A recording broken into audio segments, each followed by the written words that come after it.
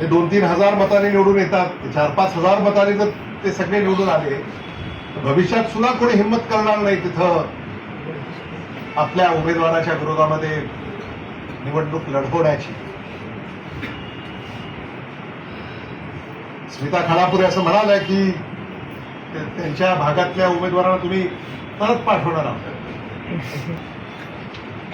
आणि ते अगदी सूचक वक्तव्य तुम्ही या ठिकाणी केलं.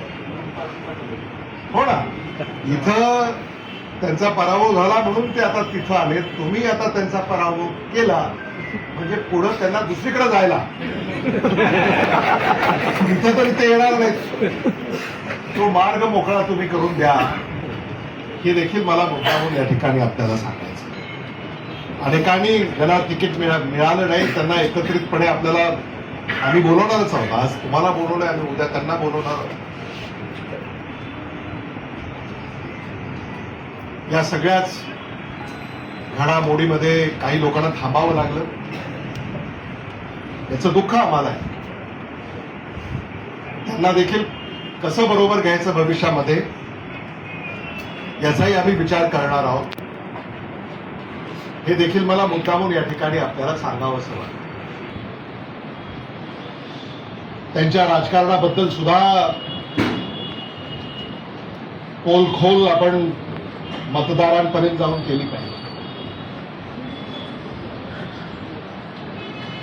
महायुती होणार असं आपण ऐकलं होतं, चर्चा सुरू होती.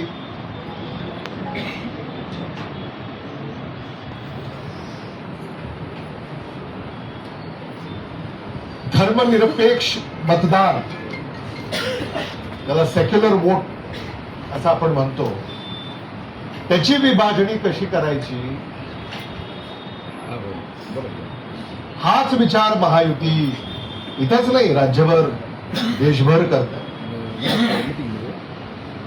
आणि म्हणून आपण मतदारांना सावध केलं पाहिजे.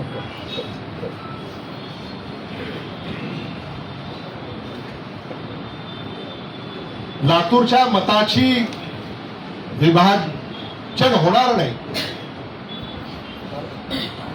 याची देखील आपण काळजी घेतली पाहिजे. आणि म्हणून वंचित बहुजन आघाडी तुम्ही आमच्या बरोबर आलात कारण त्या विचाराला आपल्याला रोखायचं.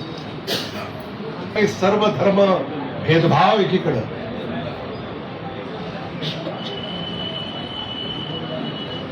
लातूरची जी ओळख आहे त्याला